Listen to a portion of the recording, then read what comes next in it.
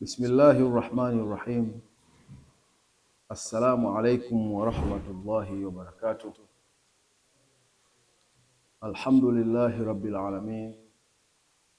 Wassalatu wassalamu ala sayyidina Muhammad ashrafil anbiya'i wal mursalin wa ala alihi wa sahbihi ajma'in, amma ba'd. Baada ya kumshukuru Mwenyezi Mungu Subhanahu wa Ta'ala na kumtakia rehma mtume wetu Muhammad sallallahu alayhi wasallam, darasa yetu ya leo tutazungumza kuhusiana na hasad.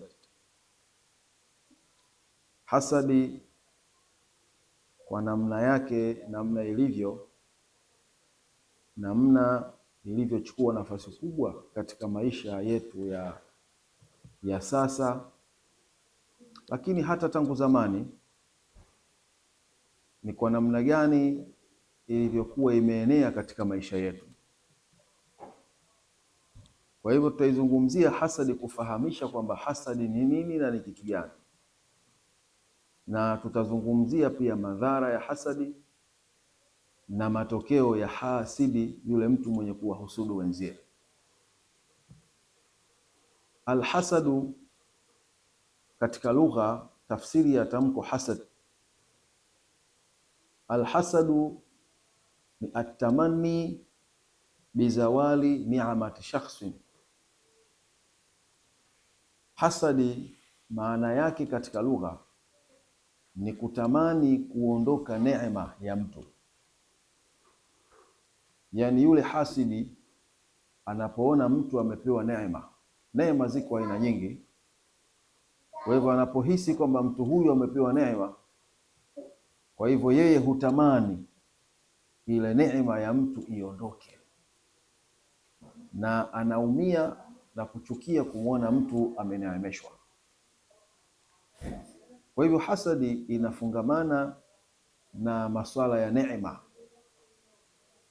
Yule hasidi anafanya uhasidi wake pale anapoiona neema kwa mtu, au neema katika jamii, au neema mahala popote pale. Kwa hivyo hasadi tafsiri yake ni kutamani kuondoka neema ya mtu aliyopewa, na kugeuka kwamba neema ile imfuate yeye, na hata kama ikitokea yule hasidi neema ile hakuipata, lakini kitendo tu cha kuondoka neema kwa yule mtu mwingine, yeye kwake ndiyo furaha yake. Kwa hivyo tujue kwamba Waislamu, kwamba hasadi ni katika tabia mbaya, ni tabia ambayo sio nzuri, na pamoja na ubaya wake, hasadi inadhuru kiwiliwili na ni kitu kikubwa katika kuharibu dini. Yani hasadi inaharibu dini, na utaona leo katika taasisi nyingi na katika misikiti, kwenye madrasa, kumeingia fitna ya hasadi. Watu wanahusudiana, watu wanaumizana kwa sababu ya hasadi, hasadan bainahum, kwa kuoneana hasadi kati yao.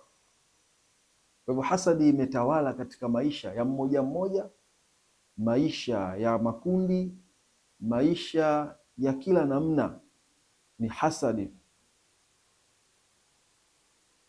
Na kutokana na ubaya wa hasadi, namna hasadi ilivyokuwa ni kitu kibaya, mpaka Mwenyezi Mungu Subhanahu wa Ta'ala akaelekeza namna ya kujikinga na hasadi kutokana na shari yake.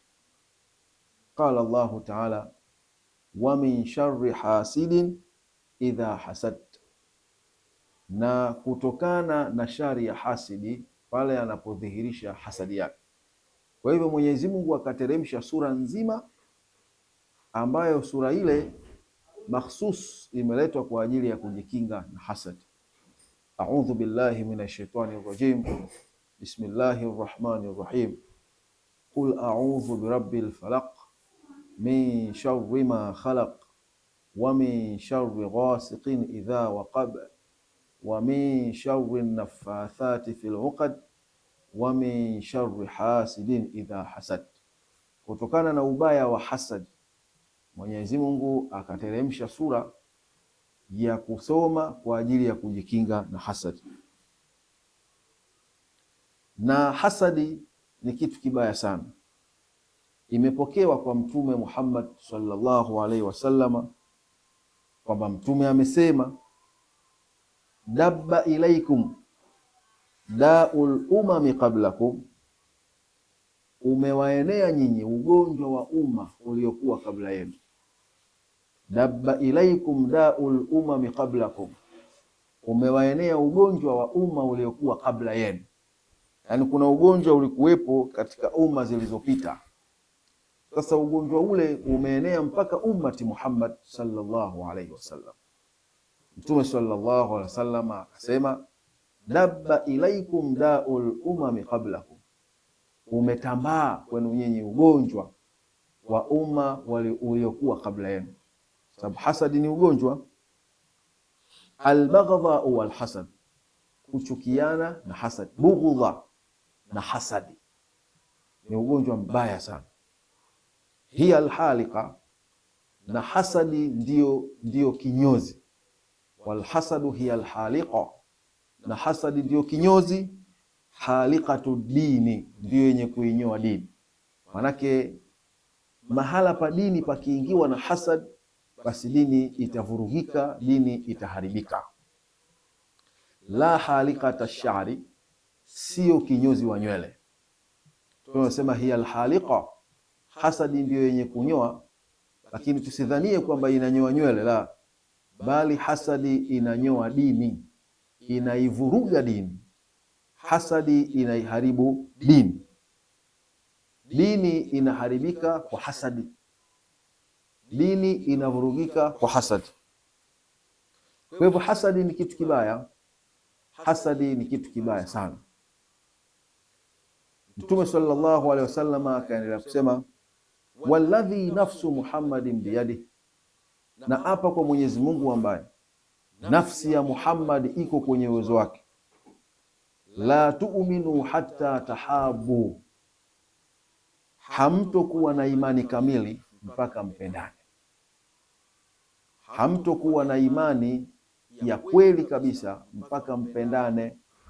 Kwa hivyo ukijiona wewe ni muumini na ni Muislamu lakini humpendi mwenzio, wamchukia Muislamu mwenzio, basi jua imani yako ina mashaka, kwa sababu muumini wa kweli mwenye imani iliyokamilika ni yule anayempenda Muislamu mwenzie, anayependa wenzake wapate kheri kama anavyopenda yeye apate kheri.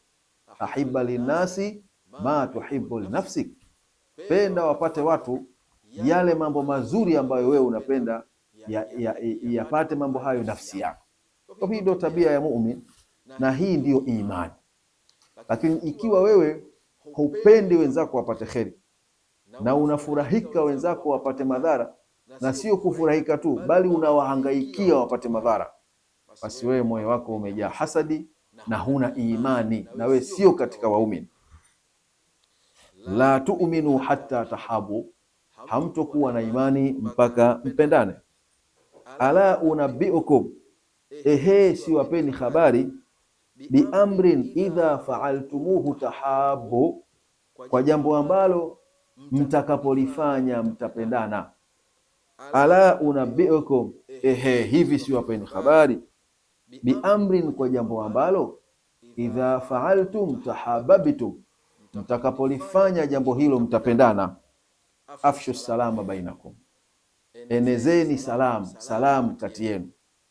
Enezeni salam, afshu salama bainakum, salimianeni, enezeni salamu kati yenu. Utaona salamu ni kitu kidogo sana, lakini salamu ni jambo kubwa mno, kwa sababu salamu ni dawa miongoni mwa dawa za kuvunja hasad. Salamu ni dawa miongoni mwa dawa za kuondoa mifundo. Salamu ni dawa miongoni mwa dawa ya kuleta mapenzi. Mtume sallallahu alaihi wasallam katika hadithi nyingine anasema, tahadu tahabu watasafahu yadhhabu alghilla ankum, peaneni hidayah mtapendana, wataswafahu, na peaneni mikono, maana yake salimianeni. Yadhhabil ghilla ankum, itaondosha ile salamu, itaondosha mifundo kati yenu.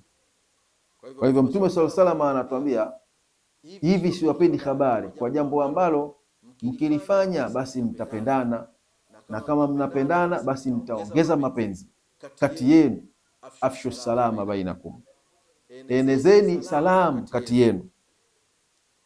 Fa akhbara sallallahu alayhi wasallama bihali alhasad. Kwa hivyo Mtume sallallahu alayhi wasallam akaielezea hali ya hasad, wa anna tahabuba yunfihi, na kwamba kule kupendana kunaiondosha hasad. Yanapoingia mapenzi, hasadi inaondoka, kwa sababu chanzo cha hasadi na asili ya hasadi ni bughdha, ni kuchukiana. Unaweza ukamchukia mtu bila ya sababu yoyote ya msingi, sasa ndani yake unazalisha hasadi. Lakini ikiwa utaondoa chuki, na chuki inaondoshwa kwa salamu, na salamu inaleta mapenzi, basi mapenzi, salamu inaondosha hasad. Waqad jaa kitabu Allahi taala, na imekuja katika kitabu cha Mwenyezi Mungu aliyekuwa ametukuka, bima yuwafiqu hadha alqawl, maneno yanayowafikiana na maneno haya. Qala Allahu taala, idfa billati hiya ahsan fa idha alladhi bainaka wa bainahu adawa kaannahu waliyyun hamim. Idfa billati hiya ahsan, qala Mujahid, amesema Mujahid, idfa bisalam, idfa bisalami isaat almusii. Ile idfa billati hiya ahsan, ondosha kwa lile ambalo hilo ni zuri. Maana yake idfa bisalami isaat almusii, ondosha kwa salam ubaya wa mwenye kufanya ubaya. Idfa bisalami isaat almusii, ondoa kwa sababu ya salam ubaya wa mwenye kufanya ubaya. Kwa hivyo salamu ni kitu kikubwa sana, salamu ni kitu kizuri sana. Kusalimiana kunaleta amani, kusalimiana kunaleta mapenzi, kusalimiana kunaondosha hasadi, kusalimiana kunaondosha chuki. Waqala ash-sha'iru, na amesema mshairi, qad yalbathu an-nasu hinan laysa bainahum wuddun, qad yalbathu an-nasu hinan laysa bainahum wuddun fayazra'uhu at-taslimu wal-lutfu. Wakati mwingine huwa wakaishi watu muda mrefu kabisa, ikawa hakuna mapenzi kati yao. Qad yalbathu an-nasu hinan laysa bainahum wuddun, huwa wakakaa watu na ikawa katika kuishi kwao hakuna mapenzi kati yao, mapenzi ikawa yameondoka. Laisa bainahum wuddun, hakuna kati yao mapenzi. Fayazrauhu taslim, basi yanaleta mapenzi yale salamu, yani salamu inayaleta yale mapenzi. Walutaf, na kuoneana huruma. Na wamesema baadhi ya salaf, alhasadu awwalu dhanbin usiya Allahu bihi fi sama, hasadi ndiyo dhambi ya kwanza kabisa ambayo ameasiwa Mwenyezi Mungu mbinguni. Yani hasadi ndiyo dhambi ya kwanza kufanyika, na mahala penyewe ilipofanyika ni mbinguni. Ndiyo dhambi pekee ambayo imefanyika mbinguni, na dhambi hiyo ni ile dhambi ambayo ameifanya Ibilisi kumfanyia Nabiyullahi Adam alayhi salam pamoja na mke wake Bibi Hawa. Yani hasada Iblisu Adama alayhi salam, alimuhusudu Iblis, la'natullahi alayhi, alimuhusudu Adam ishuke juu yake amani. Adamu alipoumbwa, baada ya kutiwa roho na kuumbiwa mkewe, malaika wamsujudie Adam, kwa maana ya kwamba wamwamkie, wampe heshima kwa utukufu wake, kwa sababu Mwenyezi Mungu amempa ilmu ya kuwashinda malaika. Malaika hawana ilmu isipokuwa wanafanya kile ambacho wanachoamrishwa. Kwa hivyo Nabii Adam alipewa ilmu zaidi yao. Wa allama Adama al-asmaa kullaha thumma aradahum ala al-malaika. Kwa hivyo Nabiyullahi Adam akapewa utukufu wa ilmu, akawashinda malaika kwa ilmu. Miongoni mwa waliokuwepo katika kundi la malaika ni Ibilisu laanatullahi alayhi. Yeye baada ya kukataa kumsujudia Adam, Mwenyezi Mungu akamfukuza Ibilisi katika rehema yake na akampa Adamu maisha mazuri, akamwambia ya Adam uskun anta wa zawjuka aljanna, ishi wewe na mkeo peponi, fakula minha raghada haithu shi'tuma. Lakini akawekea sharti, akawaambia wala taqraba hadhihi shajara fatakuna min adh-dhalimin. Kwa hivyo Mwenyezi Mungu akamkirimu Nabiyullahi Adam alayhi salam, amemkirimu kwa kumpa ilmu na amemkirimu kwa kumpa makazi mazuri, kwa kumpa neema, nayo ni kuishi peponi na kuneemeka kwa neema mbalimbali za peponi. Kitendo kile Iblis kwa kufukuzwa katika rehema ya Mwenyezi Mungu akajenga chuki kwa Adam, ikawa amemfichia hasadi, amemfichia bughdha, akachukua ahadi kwa namna yoyote kwamba mimi nitahakikisha nitakuharibia maisha yako. Kwa hivyo hasadi ndiyo dhambi ya kwanza ambayo Mwenyezi Mungu ameasiwa kwa dhambi hiyo katika mbingu, na mtu wa kwanza aliyefanya dhambi hiyo ya hasadi ni Iblisu laanatullahi alayhi, alimuhusudu Nabiyullahi Adam alayhi salam. Na hasadi wa huwa awwalu dhanbin usiya Allahu bihi fil ardh, na hasadi vile vile ndiyo dhambi ya kwanza ambayo Mwenyezi Mungu ameasiwa katika ardhi. Duniani nako ndiyo ardhi, ndiyo dhambi ya kwanza aliyoasiwa Mwenyezi Mungu katika ardhi, dhambi ya hasad. Yani hasad ibn Adama li akhi hatta qatala, alimhusudu mtoto wa Adam, kumhusudu ndugu yake mpaka akamuua. Nabiyullahi Adam alayhi salam baada ya kupita aliyopita, akatupwa duniani kuishi maisha ya dunia yeye na mkewe Hawa kutokana na hasadi za Iblis. Sasa wakati anaishi katika maisha ya duniani akapata kizazi, akazaa watoto takribani 4, manake mapacha wawili, tumbo moja mwanamke na mwanaume na tumbo la pili mwanamke na mwanaume. Mwenyezi Mungu akatoa maelekezo, mwanamke wa tumbo hili aolewe na mwanaume wa tumbo lile, na mwanaume wa tumbo lile amuoe mwanamke wa tumbo hili.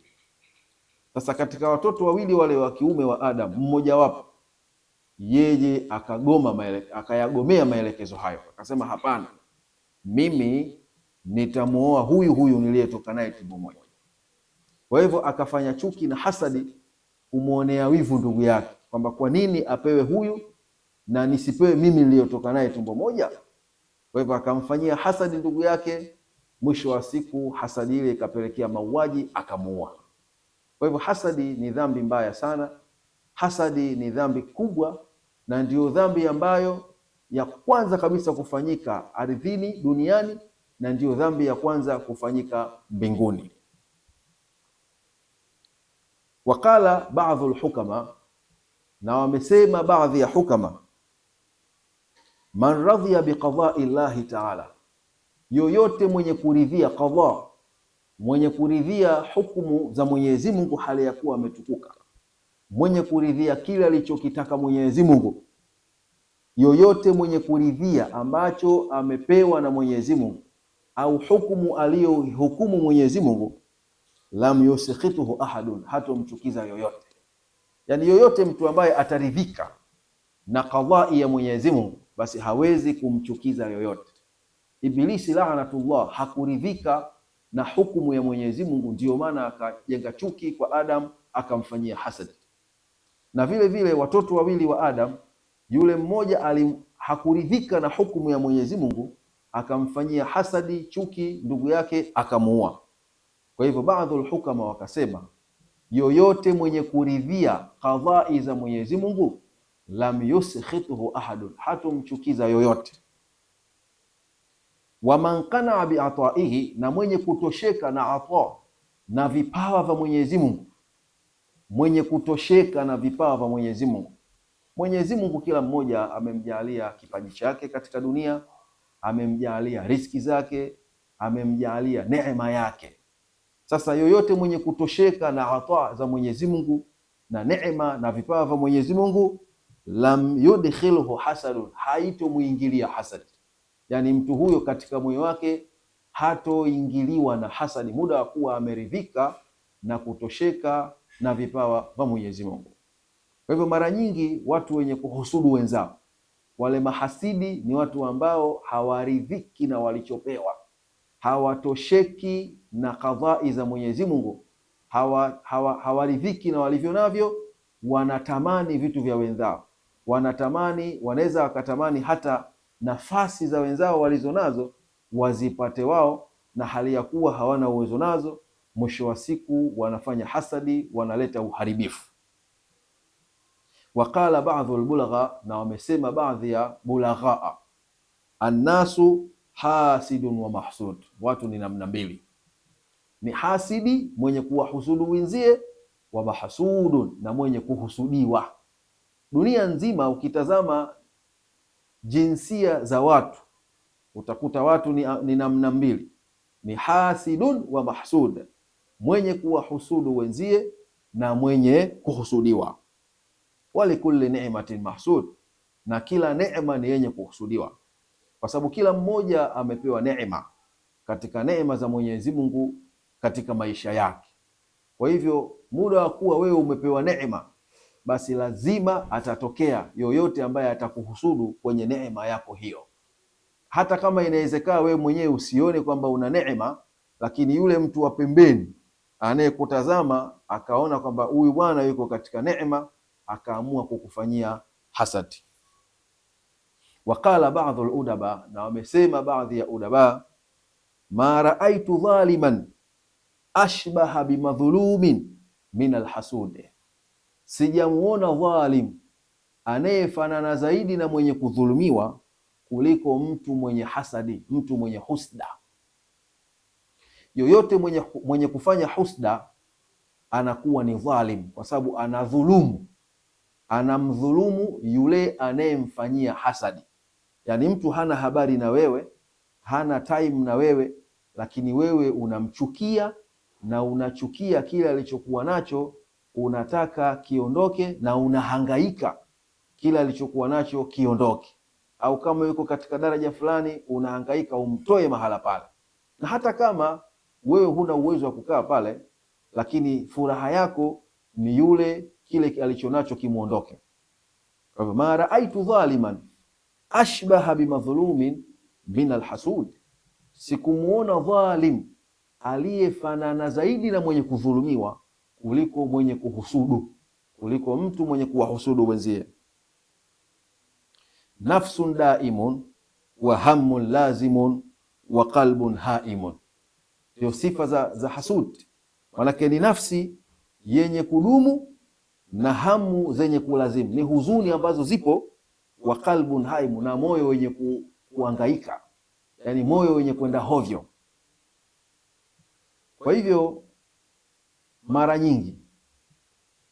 nyingi yule mwenye kuwahusudu wenzie, kabla ya kuleta hasadi kwa mtu, kwa kuwa moyo wake unajenga chuki, moyo wake unaungua, moyo wake unakereka. Kwa hivyo kule kukereka kwake, kule kuumia kwake ni mateso na yeye anapata, hata kama atamsababishia huyo anayemhusudu kuondoka hiyo neema, atasikitika baada ya kuondoka neema, lakini huyu hasidi na yeye anaumia, kwa sababu akiona mtu mwenye neema moyo wake unaumia. Kila akimwona mtu mwenye neema moyo wake unapaparika, unaumia, unaghadhibika.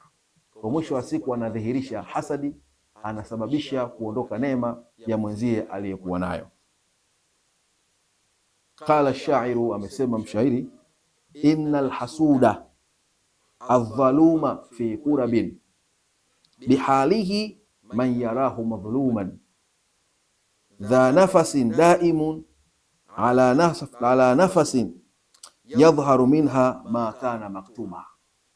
Innal hasuda dhaluma, hakika mwenye kuwahusudu watu, mwenye kudhulumiwa, fi kurabin, yani yule mwenye kudhulumu watu, mwenye kuwahusudu watu, mwenye kuwadhulumu watu, fi kurabin bihalihi, yuko katika mateso makubwa kwa hali yake, kwa sababu hufikii daraja ya kuwahusudu watu, lazima kwanza uumie, manake moyo wako utauma, mwisho wa siku utaona suluhisho na tiba ni kuwafanyia wenzako hasad. Man yarahu madhuluma, kwa yule anayemuona mtu mwenye kudhulumiwa. Dha nafasin daim, anakuwa na nafsi siku zote. Ala nafasin yadhharu minha ma kana maktuma, anadhihirisha kwa punzi hiyo kile kilichokuwa kimejificha. Manake ule moyo wake unakuwa unauma na kifua chake kinambana, anakuwa hana raha, anakuwa ni zaidi ya mgonjwa. Kwa hiyo hasudi anakuwa ni zaidi ya mgonjwa, manake na yeye anateseka, anapata maumivu, anaumia kwa kumwona mwenzake yuko katika neema. Walau lam yakun min dhammi alhasad, na haikupatikana katika kuilaumu hasad. Kwa nini hasadi imelaumiwa? Hasadi imelaumiwa, na hasadi ni kitu kibaya. Wanawazuoni wamekishambulia kwamba hasadi ni kitu kibaya, illa annahu khalqun dani, kwa kuwa hasadi ni tabia mbovu, ni tabia duni. Yani hasadi ni katika tabia duni, ni tabia za watu duni, watu madhalili. Manake mtu yote mwenye hasadi, mwenye kuwafanyia hasadi wenzake, yeye ni dhalili kwa tabia yake hiyo, na ndiyo maana hasadi ikalaumiwa sana. Waqad qala Muawiya radhiyallahu anhu, na hakika amesema Muawiya radhiyallahu anhu, Muawiya ibn Abi Sufyan, sahaba mkubwa huyu ambaye alikuwa ni khalifa wa Waislamu. Laisa fi khisali sharri a'dala min alhasad, hakuna katika mambo ya shari yenye kufanya uadilifu zaidi kuliko hasad. Yani katika yale mambo ya shari, katika shari ambayo ni a'dala, inafanya uadilifu zaidi, basi ni hasad. Kivipi? Yaktulu alhasida, inamuua ile hasadi, yule mwenye kuhusudu watu, kabla an yasila ila almahsud, kabla ya kumfikia yule anayehusudiwa. Huyu anayemhusudu mwenzie kwanza anapata maumivu, yeye anaumia, anateseka, mwisho wa siku anaamua na yeye kudhihirisha hasad. Wale wa min sharri hasidin idha hasad, na hasidi pale anapodhihirisha hasadi yake, yani mpaka anaidhihirisha, manake imemchoma, imempaka, kajizuia mpaka akashindwa. Kwa hivyo kabla ya kumpa mateso yule anayemhusudu, basi ile hasadi ilimtesa yeye kwanza. Yaktulu alhasida kabla an yasila ila almahsud, inamuua yule anayehusudu watu kabla haijamfikia mwenye kuhusudiwa. Waqala ba'dhu alhukama, na wamesema baadhi ya hukama, yakfika min alhasid, ikutoshe wewe kwa hasidi, annahu yaghtamu fi waqti sururika, kwamba yeye anaumia katika furaha zako. Yani ikutoshe wakati wewe unafurahi, yule mtu anayekuhusudu basi anaumia sana, anapata maumivu. Yaghtamu fi waqti sururika, anateseka, anapata maumivu katika wakati wa furaha yako. Manake pamoja na kwamba anakuhusudu, lakini anaumia pale anapokuona wewe una furaha. Waqila fi manthuri alhikam, na kumesemwa katika manthuri alhikam, uqubatul hasidi bin nafsi, adhabu za mtu hasidi ziko katika nafsi yake. Manake yule hasidi anajitesa mwenyewe, ile hasadi inamuumiza kabla haijafika kwa yule anayemhusudu. Na alisema al-Asma'i siku moja kumwambia bedui mmoja, ma atwala umrak, si urefu ulioje wa umri wako, yani mbona umeishi sana na kuona wewe una umri mrefu sio kawaida.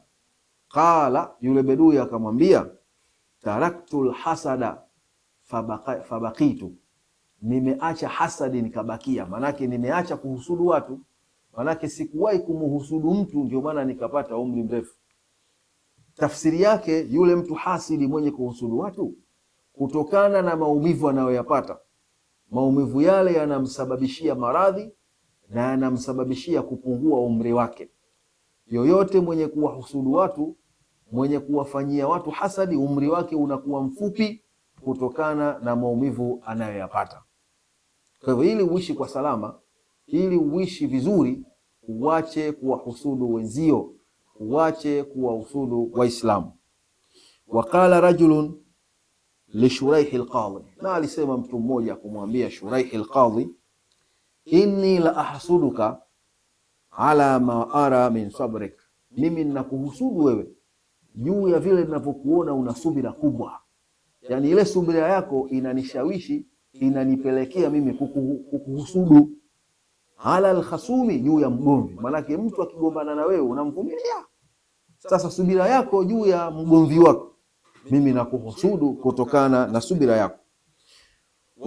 Wa wukufika ala ghamidhil hukm, na kule kusimama kwako juu ya hukumu za ndani, maanake una hukumu zilizokuwa sahihi. Faqala, akamjibu Shuraihi al-Hakim kumjibu yule mtu, ma nafaka Allahu bidhalika wala dharrani, asikunufaishe Mwenyezi Mungu kwa hilo, yani hakukunufaisha Mwenyezi Mungu kwa hiyo hasadi yako, wala dharrani, wala hukunidhuru mimi, yani wala nisipate madhara mimi, yani hasadi yako haina manufaa yote kwangu wala sitodhurika. Waqala Abdullah ibn al-Mu'tadh, na akasema Abdullah ibn al-Mu'tazzi rahimahullahu ta'ala, isbir ala kaidi al-hasudi, subiri, vumilia juu ya vitimbi vya mtu mwenye hasadi. Isbir ala kaidi al-hasudi, vumilia juu ya vitimbi vya hasudi vya mtu mwenye hasadi. Fa inna sabraka qatiluhu, hakika subira yako ni yenye kumuua. Wakati yeye anakufanyia hasadi na wewe unavumilia kwa hasadi zake, wallahi subira yako inamuua. Isbir ala kaidi alhasudi, vumilia juu ya vitimbi vya hasadi. Fa inna sabraka qatiluhu, hakika subira yako inamuua, anakufa, anaumia pale wewe unapofanya subira. Fannaru taakulu ba'daha, moto unakulana wenyewe kwa wenyewe. Moto, kawaida ya moto unaunguza kitu chochote kitakachowekwa kwenye moto. Sasa moto pale unapokosa kitu cha kuunguza, fannaru taakulu ba'daha, moto unakulana wenyewe kwa wenyewe. Illam tajid ma taakulu, ikiwa hautopata kitu cha kukitafuna. Yani moto kama utakosa kitu cha kukiunguza, basi wenyewe kwa wenyewe unatafunana. Utaona kama ni mkaa unakwisha, kama ni kuni zinakwisha, kama ni gesi inakwisha, muda wa kuwa hakuna kitu cha kuchomwa katika moto ule. Kwa hivyo ni mfano wa hasadi. Mtu anayekufanyia hasadi, wewe subiri, vumilia kwa hasadi zake. Ile subira yako inamchoma, inamuunguza, maana ni kama anajifanyia hasadi mwenyewe. Kwa hivyo watukufu wa Islam, hasadi ni kitu kibaya sana, na hapo ilikuwa tunaelezea namna gani hasadi ilivyokuwa mbaya na hali gani yule mtu hasudi anavyokuwa, yule mtu hasidi anavyopata maradhi, anavyopata maumivu kutokana na hasadi yake. Na hasadi, lazima yule hasidi kuna vitu vinavyompelekea au vinavyomshawishi kumfanya akawa yeye ni hasidi, ana wahusudu watu. Wa min dawa'il hasadi, na katika vile vitu vyenye kupelekea hasadi, vyenye kupelekea mpaka mtu akawa yeye kazi yake ni kuhusudu watu, thalathatu, ni vitu vitatu. Kuna vitu vingi, lakini tutataja vitu vitatu ambavyo ndio vitu muhimu katika vitu ambavyo hasidi vinavyomshawishi na kumpelekea mpaka akaamua kuwafanyia wenzake hasadi. Wa'lam, jua anna dawai alhasadi thalathatu, jua kwamba vitu vyenye kupelekea hasadi ni vitu vitatu. Ahaduha bughdhul mahsud, ni kumchukia yule mwenye kuhusudiwa. Yule mtu mwenye hasadi, yani mpaka anaamua kumfanyia hasadi mtu, basi ni kwa sababu ya chuki alizonazo juu ya yule mwenzie. Ni chuki tu, ni chuki tu, ni kwa sababu ya chuki ndiyo maana hasadi akaamua hafanye hasadi zake. Kwa maana Mtume akatutahadharisha na ugonjwa ambao ugonjwa huo ulikuwepo katika umma zilizopita, ni albaghdha wal hasad. Zile chuki ndizo zilizosababisha ikazalika hasad. Kwa hivyo sababu ya hasidi kumuhusudu mwenzie ni kwa sababu ya chuki tu anazozipandikiza katika nafsi yake. Na aina hii ya hasadi ndiyo aina mbaya zaidi katika aina za hasadi, lakini hata kama ndiyo aina mbaya zaidi, kwa sababu hakuna sababu, basi tu anaamua kufanya chuki, kumchukia mwenzie, mwisho wa siku inapelekea katika kufanya hasadi. Kwa hivyo hasadi ni mbaya sana, na aina hii ya hasadi ndiyo aina mbaya zaidi, kwa sababu unajijengea chuki bila ya sababu ya mtu, bila sababu yoyote kumfanyia mwenzio. Anasema msemaji, hasadul fata idh lam yanalu sa'ya falkullu a'da'u lahu wa hasud. Hasadul fata idh lam yanalu sa'ya, amemhusudu kijana kwa vile hawakupata daraja yake, hawakufika pale alipofika. Falkullu a'da'u lahu wa hasud, kwa hivyo wote wamekuwa ni maadui yake, maadui zake na ni mahasidi zake. Kwa hivyo hasidi, sababu inayompelekea kumhusudu mwenzie ni chuki anazozizalisha katika nafsi yake na katika moyo wake. Inawezekana ikawa kuna sababu iliyompelekea kujaza chuki, lakini wakati mwingine basi tu ni maamuzi yake ya nafsi yake kwa ule ubaya wa nafsi yake. Na kitu cha pili katika vitu vyenye kupelekea hasadi ni kwamba kuna dhihiri kwa yule mtu anayehusudiwa, kuna dhihiri neema ambayo huyu hasidi anashindwa kuipata. An yadhhara min almahsudi fadlu, ni kudhihiri kwa huyu mwenye kuhusudiwa neema. Huyu anayehusudiwa mpaka akapatwa na hasadi, mpaka mtu akamhusudu, ni kwa sababu ya neema aliyonayo ambayo Mwenyezi Mungu amempa. Neema ile ikawa inaonekana na huyu hasidi ikawa anashindwa kuipata neema ile. Kwa hivyo anachukia sasa kuona mwenzake amepewa neema, na kule kuhusishwa kwa neema ile yeye inampelekea kumfanyia chuki.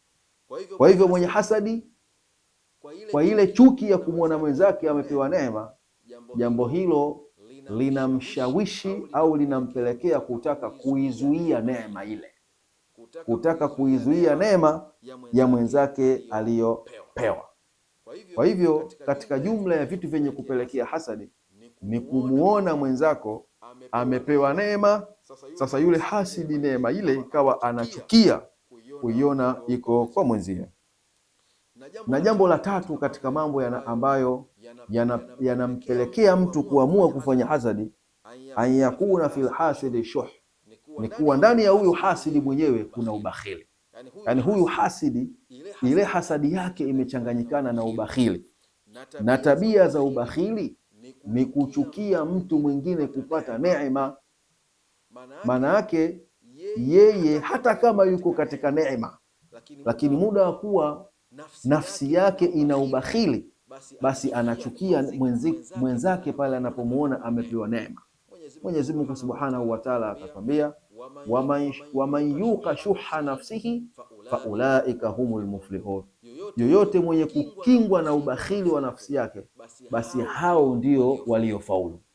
Sasa hasidi kwa sababu moyo wake ndani yake umechanganyikana na ubakhili, kwa sababu sifa ya mtu bakhili ni kuchukia kuona mtu mwingine anapata, hata kama yeye anacho, lakini hapendi mtu mwingine apate, na akipata anatamani kile kitu kiondoke.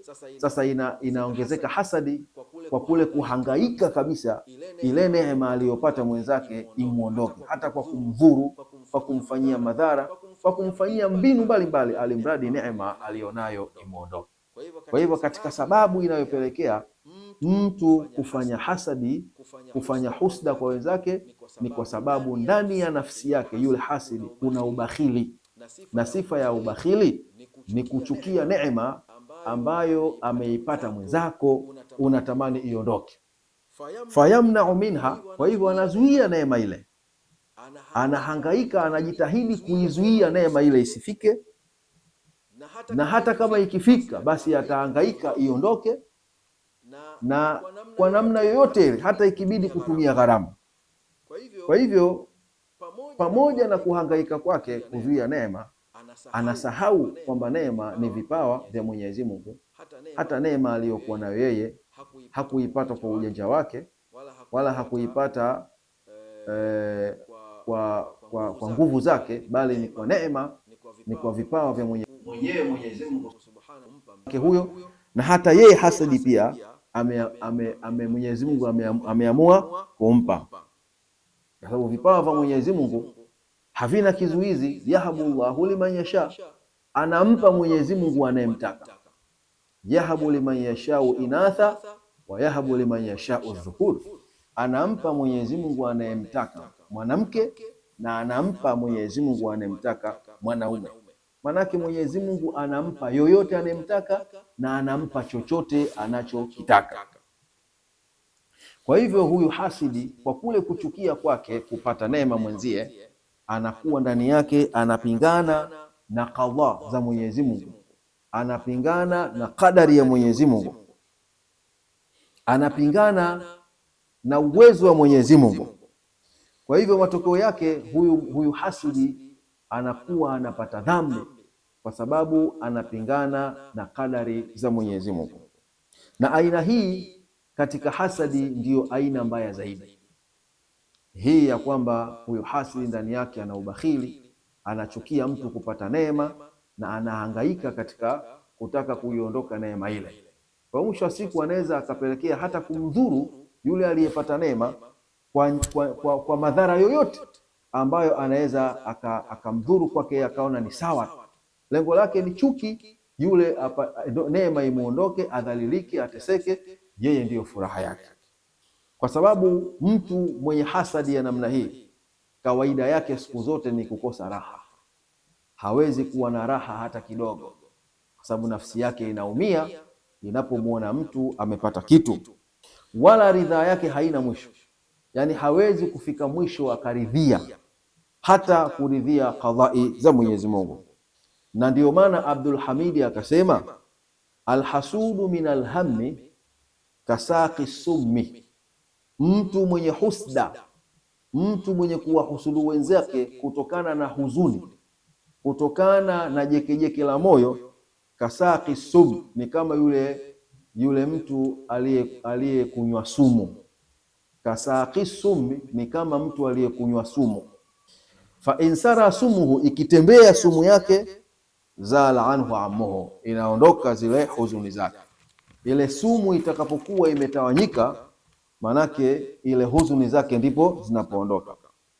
Na vile vile watukufu wa Islam, tujue kwamba bihasabi fadhli al-insan, kwa kiasi cha neema ya mtu, bihasabi fadhli al-insan, kwa kiasi cha neema ya mtu, kwa namna ambavyo neema anayo mtu, wa dhuhuri ni'mati alayhi, na kwa kule kudhihiri zile neema juu yake, ikawa anaonekana mtu huyu ana neema. Kama ni mali anazo, kama ni akili anayo, kama ni ilmu anayo, kama ni afya anayo, kama ni watu anao, kwa neema yoyote ambayo inahesabika kuwa ni neema, Mwenyezi Mungu Subhanahu wa Ta'ala anatuambia, wa in ta'uddu ni'matallahi la tuhsuha, iwapo mtaamua kuzihesabu neema za Mwenyezi Mungu hamtoweza kudhibiti kwa kuzihesabu, maana neema ni nyingi. Kwa hivyo neema kwa namna yoyote, kwa sababu kila mtu ana neema zake.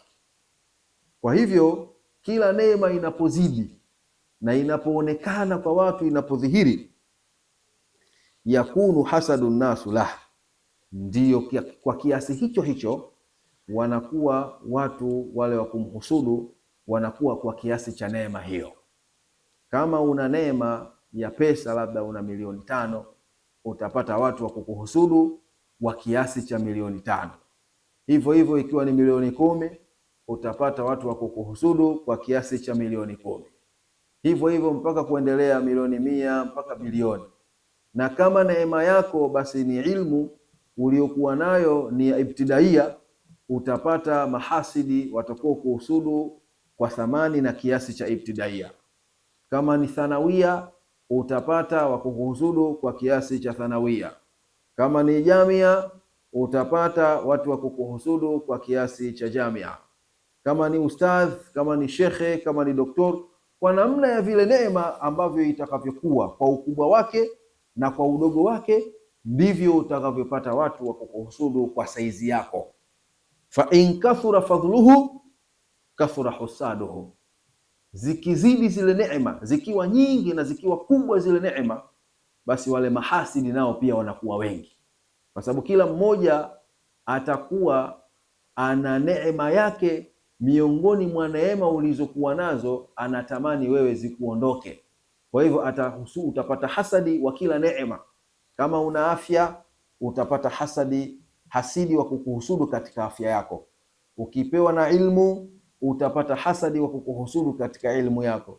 Ukipewa na mali, utapata hasadi wa kukuhusudu katika mali yako.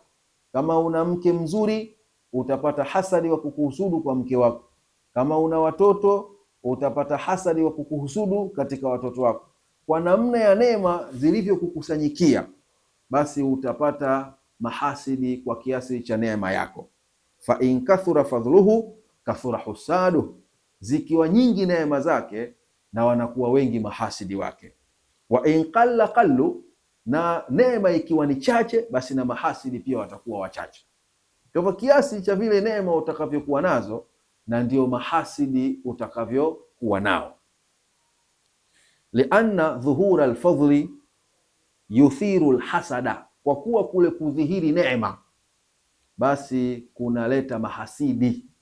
Neema inapodhihiri basi mahasidi lazima wawepo, manake huwezi ukawakwepa mahasidi, kwa sababu asili ya hasidi ni kutaka kutamani kuondoka neema aliyokuwa nayo mtu imuondoke.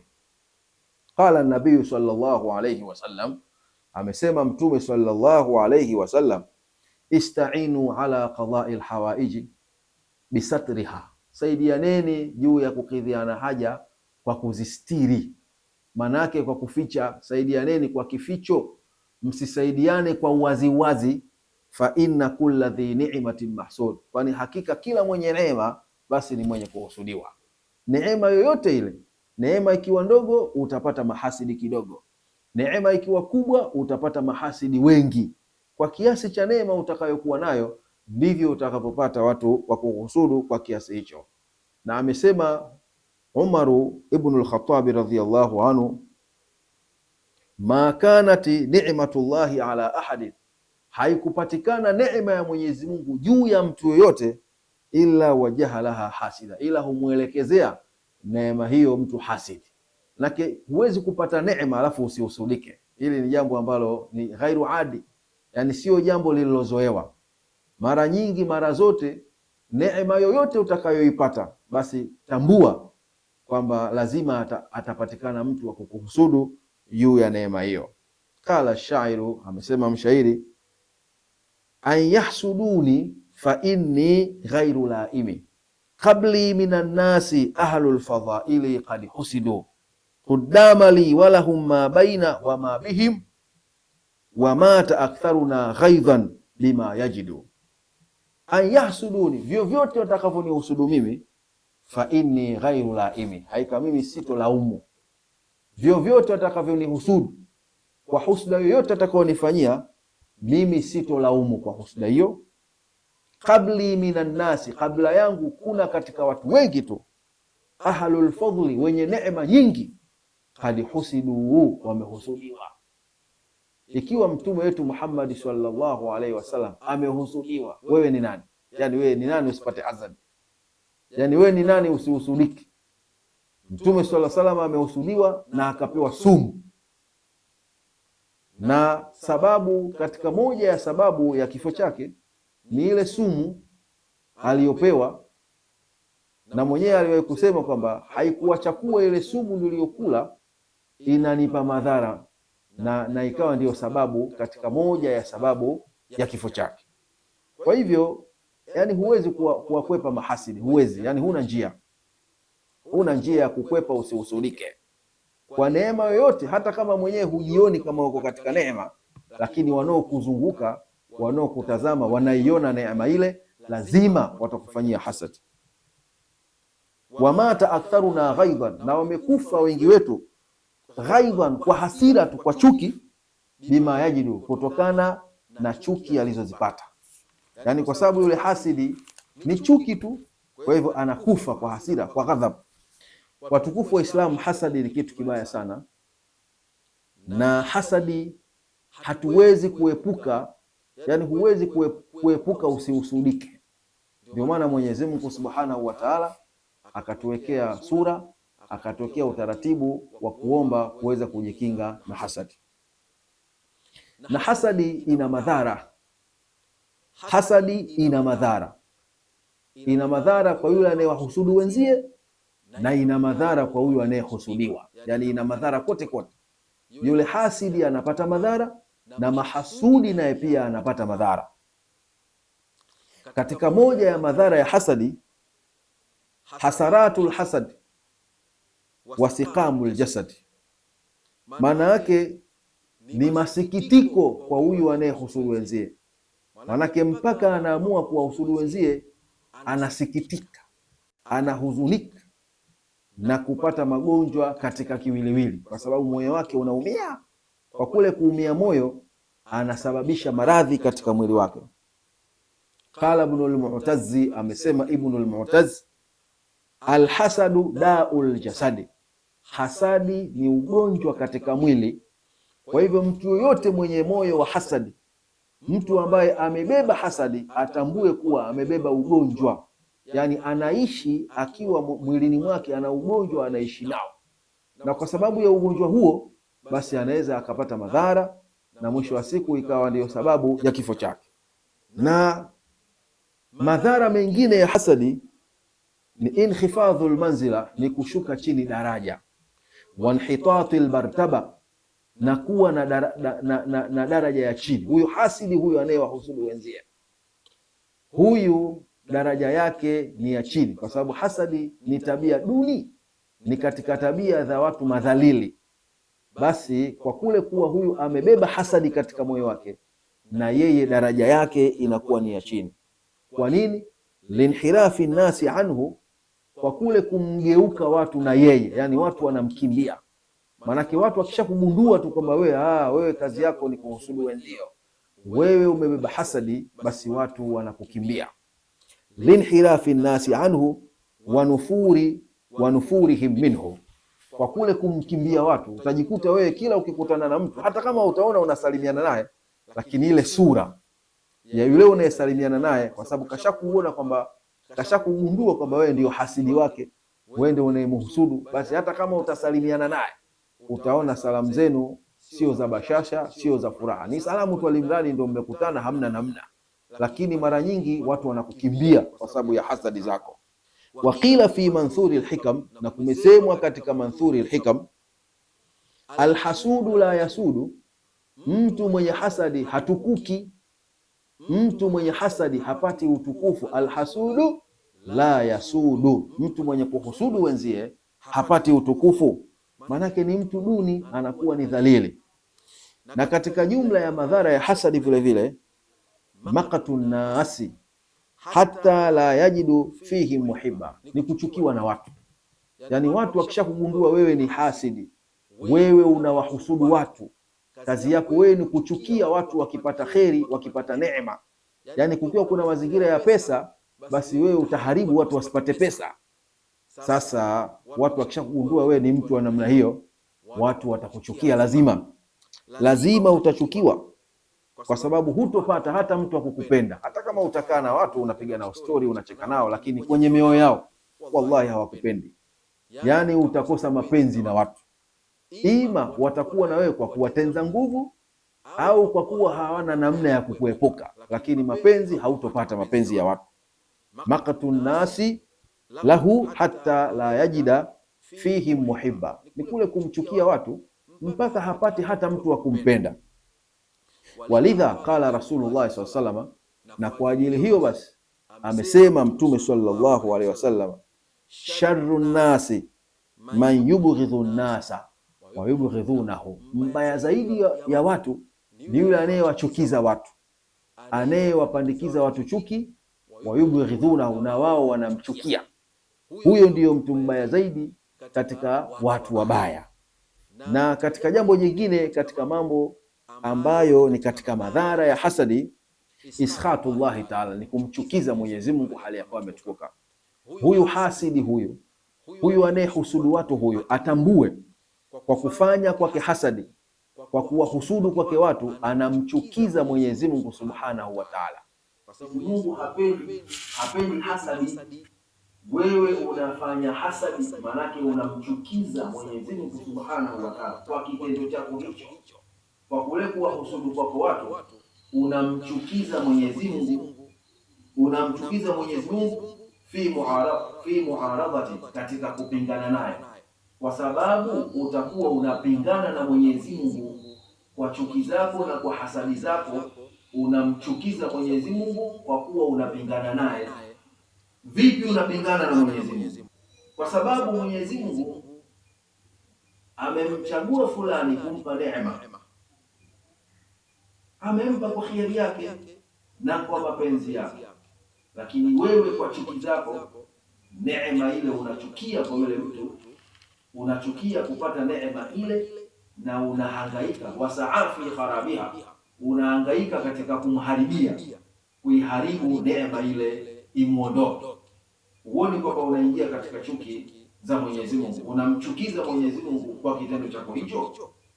Kwa hivyo mtu hasidi anamchukiza Mwenyezi Mungu, idh laisa yara qada Allah, kwa vile haoni katika hukumu za Mwenyezi Mungu adlan, haoni kwamba ni waadilifu.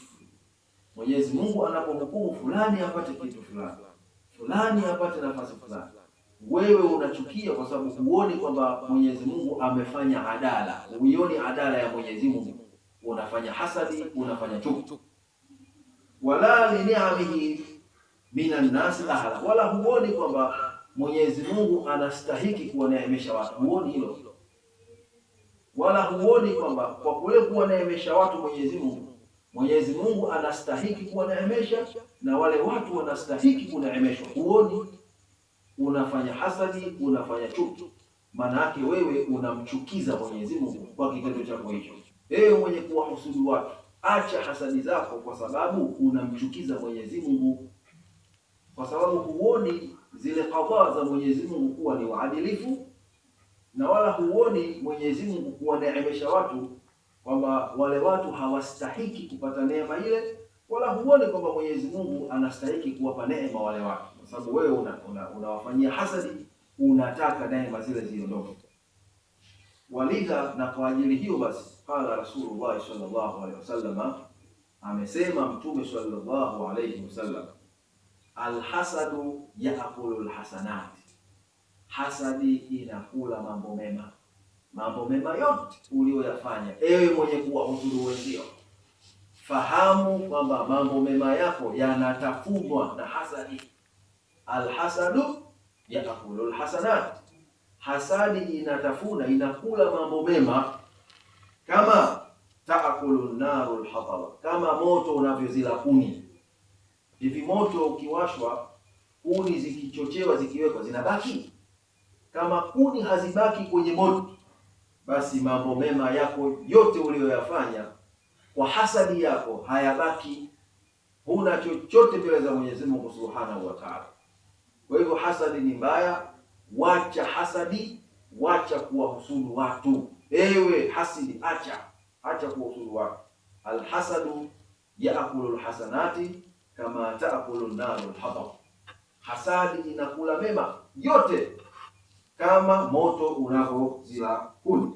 Waqala baadhi al-hukama, na wamesema baadhi ya hukama, man dharra bitabi'ihi fala ta'anasa biqurbihi, mwenye kudhuru watu kwa tabia yake, ambaye tabia yake ni kuwadhuru watu, basi usipumbazike kwa kukaa naye karibu, yani usiwe karibu naye. Mtu hasidi kazi yake ni kuwadhuru watu, manake anataka watu neema ziwaondoke. Kama mtu ana afya, anataka awe mgonjwa, wakati mwingine anamfanyia sihiri ili aumwe, anampa hata maradhi, anamsababishia maradhi, anamsababishia aondokewe na afya, anamsababishia akose pesa, anamsababishia aishi katika maisha magumu na mazingira magumu. Man dharra bitabiihi, mwenye kudhuru watu kwa tabia yake, fala ta'nas biqurbi, usipumbazike kwa kuwa karibu naye. Maana huyo hafai kuwa karibu. Fa inna qalbal a'yani sa'bul maram, fa inna qalbal a'yani sa'bul maram, hakika moyo wa vitu, yani ule moyo wa dhati, moyo wa jicho, sa'bul maram, yani ni ngumu kufikia matakwa yake. Waqala Abdul Hamid, na amesema Abdul Hamid, asadun tuqaribuhu, simba unayemkurubia. Simba anajulikana ni mnyama muftaris, ni mnyama anayeshambulia, na mara nyingi simba akimuona mwanadamu anataka kumtafuna. Sasa Abdul Hamid anatuambia hasadun tuqaribuhu, simba unayemkurubia. Yani kama unatembea alafu mbele kuna simba alafu unamkurubia, khairun, ni bora, min hasudin turaqibuhu, ni bora, manake ni bora kuwa na simba, kukaa karibu na simba unaweza ukasalimika, kuliko kuwa na hasidi karibu naye. Yani hasidi usalimiki hata kidogo, akikukosa kwa hili atakutafuta kwa lile, yani atakupata. Kwa hivyo ni bora ukae karibu na simba kuliko kuwa karibu na mtu hasidi. Kwa namna gani hasadi ilivyokuwa mbaya? Kwa hivyo hayo ni katika jumla ya madhara makubwa ya hasadi. Manake madhara yake humpata yule anayehusudu wenzie na yule anayehusudiwa pia. Waqala Mahmudun al-Warraq, na amesema al-Mahmudun al-Warraq, amesema a'taitu kulla an-nasi min nafsi ar-ridha illa al-hasuda fa innahu a'yani fa inna li dhanban ma inna li dhanban ilayhi alimtuhu illa tadhahuru ni'matar rahman, illa tadhahuru ni'matur rahman wa aba fama yurdihi illa dhillati wa dhahaba amwali wa qat'i lisani. Mahmudun al-Warraq anasema a'taitu kulla nasi, nimewapa watu wote min nafsi ridha, kutokana na nafsi yangu ridha, manake nimewaridhisha watu wote, nimejitahidi kumridhisha kila mtu, na kweli wameridhika kutokana na namna nilivyowaridhisha. Illa alhasuda, isipokuwa mtu mwenye hasadi, isipokuwa mtu hasidi, fa innahu a'yani, hakika amenichosha, nimeshindwa kumridhisha. Nasema hivi, maana mtu mwenye hasadi, yani huwezi ukafanya kitu alafu yeye akafurahi, yani hatosheki. Huwezi ukafanya jambo akaridhika au akafurahika. Maana mtu mwenye hasadi saa zote hafurahiki, kwa sababu anatamani watu wote waondokewe na neema, azipate yeye au wakose kabisa. Kwa hiyo yani haridhiki. Na Mahmudun al-Warraq anasema a'taitu kulla nasi min nafsi ar-ridha, nimewapa watu wote kutokana na nafsi yangu ridha, manake nimewaridhisha. Illa al-hasuda fa innahu a'yani, isipokuwa hasidi, hakika yeye amenichosha, manake ameshindwa kumridhisha. Ma inna li dhanban ilayhi, sikumbuki mimi kwamba kuna kosa lolote nimemfanyia. Ma inna li dhanban ilayhi alimtuhu, sijui kama nimemfanyia dhambi yoyote. Illa tadhahuru ni'matur rahman, isipokuwa kudhihiri tu neema ya Mwenyezi Mungu. Hata sina kosa nilofanyia, lakini yeye amenipa madhara makubwa ya hasadi yake. Isipokuwa tu kudhihiri neema ya Mwenyezi Mungu, ni neema tu ambayo Mwenyezi Mungu amenipa. Hasadul fata idh lam yanalu sa'ya fal kullu a'da'un lahu wa hasud wa aba, na amekataa. Fama yurdihi illa dhillati, maana yake hakuna linalomridhisha yeye ila ni kudhalilika kwangu. Lengo lake yeye ili apate furaha, ili aridhike, ni kuniona mimi nimedhalilika. Wa aba fama yurdihi illa dhillati, amekataa kuona neema za Mwenyezi Mungu juu yangu. Kwa hivyo hakuna linalomridhisha yeye ila ni kuona mimi nimedhalilika. Kwa dhahaba amwali, na kuondoka mali zangu, wa qat'i lisani, na kukatika ulimi wangu, maraki na kufa kabisa, na natamani nife. Haya maneno ni maneno kutoka kwa Mahmud bin Warraq, anatuelezea jinsi gani mtu hasidi namna alivyo. Waruia ni Nabii sallallahu alaihi wasallam, na imepokewa hadithi kutoka kwa Mtume sallallahu alaihi wasallam annahu qala, kwamba Mtume amesema thalathatun, Mtume sallallahu alaihi wasallam amesema thalathatun la yaslamu ahadun minhunna, mambo matatu hasalimiki yoyote na mambo hayo. Yani hakuna mtu ambaye hayo mambo matatu atasalimika nayo, hakuna.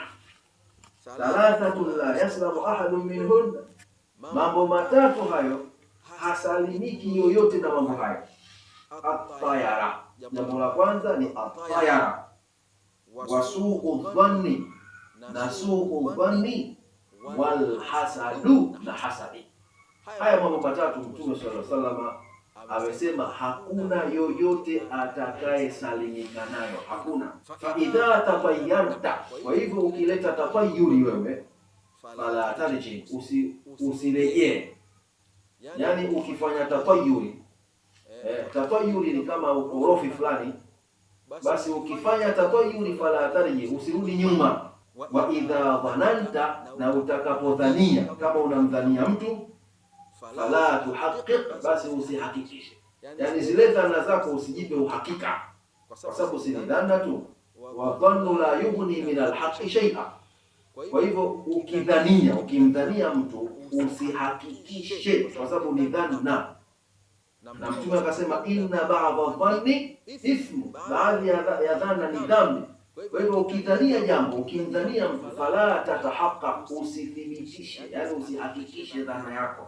Wa idha hasadta, na utakapohusudu, basi kama umeshindwa, yani umeshindwa kuvumilia mpaka ukaamua kumhusudu mtu, fala tabghi, basi usipetuke mpaka fanye dhulma, yani hasadi yako isiwe ile mpaka afya.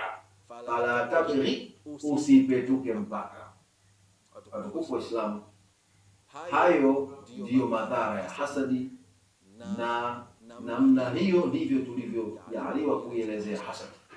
Kwa hivyo hasadi ni kitu kibaya, hasadi ni ugonjwa mbaya, hasadi ni dhuru, hasadi ni maradhi, na hasadi ni madhara. Na yule mwenye hasadi akumbuke, hasadi inakula mema yote, kama ambavyo moto unavyozila kuni. Atuwafikishe Mwenyezi Mungu Subhanahu wa Ta'ala, tuwe ni katika waja wema, tuwe ni katika wenye kumcha Mwenyezi Mungu, tuwe ni wenye kujiepusha na hili gonjwa la hasadi. Tusiwahusudu watu wala tusihusudiane, tupendane, tupeane hidayah, tupeane zawadi, tusalimiane, tupeane mikono. Huu ndio Uislamu na hiyo ndiyo imani. Mwenyezi Mungu atujalie afya njema, atujalie neema, atujalie miongoni mwa wale wenye kusikiliza maneno kisha wakafuata mazuri. Wa khitamuna la ilaha illa anta subhanaka inni kuntu minadh-dhalimin. Wassalamu alaykum wa rahmatullahi wa barakatuh.